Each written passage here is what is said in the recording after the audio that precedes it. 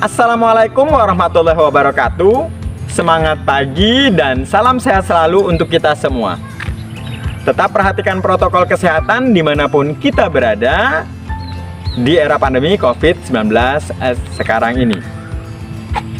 Pada video kali ini, materi yang akan saya sampaikan dikhususkan untuk siswa-siswi yang masih duduk di kelas 8 SLTP sederajat.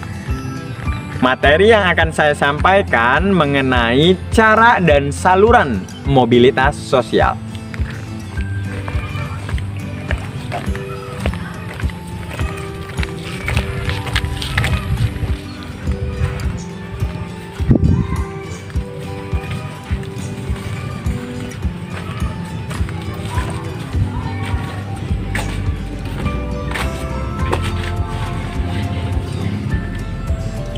Cara dan saluran mobilitas sosial. Yang pertama kita bahas cara mobilitas sosial. Khususnya untuk mobilitas sosial vertikal ke atas bisa dilakukan dengan beberapa cara. Seperti contoh yang pertama, perubahan standar kehidupan. Contohnya, kenaikan penghasilan seseorang itu dapat meningkatkan standar hidup secara ekonomi. Nah, hal itu bisa mempengaruhi status sosialnya. Contohnya, Pak Rizal yang mendapatkan promosi di perusahaannya itu sehingga mendapat gaji yang lebih besar. Sehingga ia membeli mobil mewah.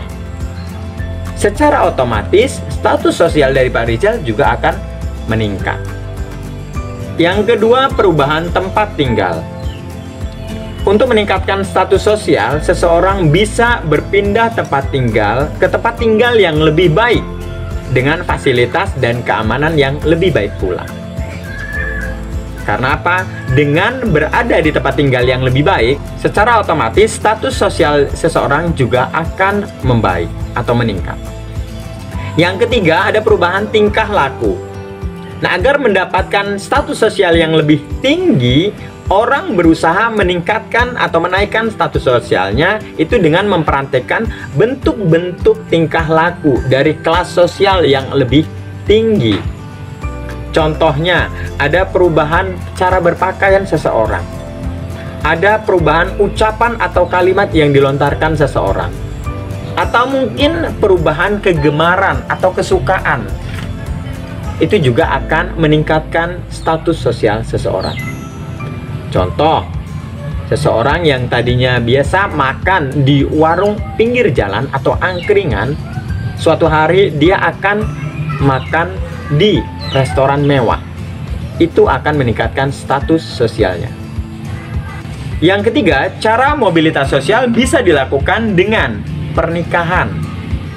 Contohnya, seseorang yang sederhana atau menengah ke bawah menikah dengan orang yang kaya raya. Secara otomatis ia akan mendapatkan status sosial yang lebih tinggi dari yang sebelumnya.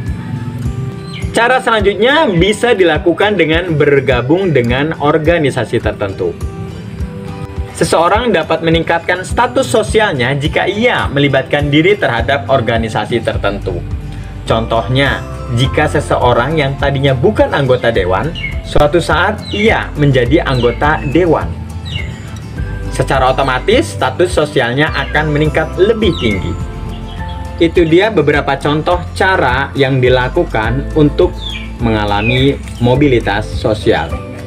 Selanjutnya kita bahas saluran mobilitas sosial. Menurut Patirim Asorokin, dalam mobilitas sosial, terutama mobilitas sosial vertikal ke atas, terdapat saluran-saluran tertentu dalam masyarakat. Saluran-saluran tersebut itu disebut sebagai sirkulasi sosial atau social circulation.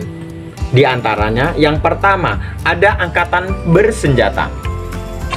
Organisasi angkatan bersenjata itu dapat digunakan sebagai saluran mobilitas vertikal ke atas melalui tahapan daripada kenaikan pangkat. Contohnya, seorang prajurit yang berasal dari kelas sosial lebih rendah mendapat penghargaan dari negara sehingga dia mendapat kenaikan pangkat karena jasanya terhadap negara tersebut. Yang kedua ada lembaga keagamaan. Agama itu dianggap sebagai lembaga yang luhur dan penting dalam masyarakat. Seseorang yang menjadi pemuka agama itu bisa sangat dihormati, meskipun mungkin ia tidak berasal dari status sosial yang tinggi. Yang ketiga ada lembaga pendidikan. Lembaga pendidikan itu pada umumnya menjadi saluran yang nyata untuk mobilitas vertikal ke atas. Sekolah menjadi lebih penting menjadi saluran mobilitas sosial karena dapat dimasuki berbagai kelas sosial dalam masyarakat. Contohnya anak seorang nelayan yang sekolah sampai jenjang perguruan tinggi, sehingga pada suatu saat ia mendapatkan ijazah dan bekerja sesuai dengan keahliannya. Secara otomatis, anak tersebut bisa meningkatkan status sosialnya melalui masa depannya yang lebih baik. Yang selanjutnya ada organisasi politik. Organisasi politik itu bisa menjadi mobilitas sosial bagi anggota yang bergabung pada organisasi politik tersebut. Seorang anggota partai politik itu mempunyai peluang mendapatkan kedudukan dalam partainya. Bahkan, ia bisa menjadi anggota DPR, sehingga secara otomatis akan meningkatkan status sosialnya yang mungkin sebelumnya lebih rendah. Selanjutnya ada organisasi ekonomi.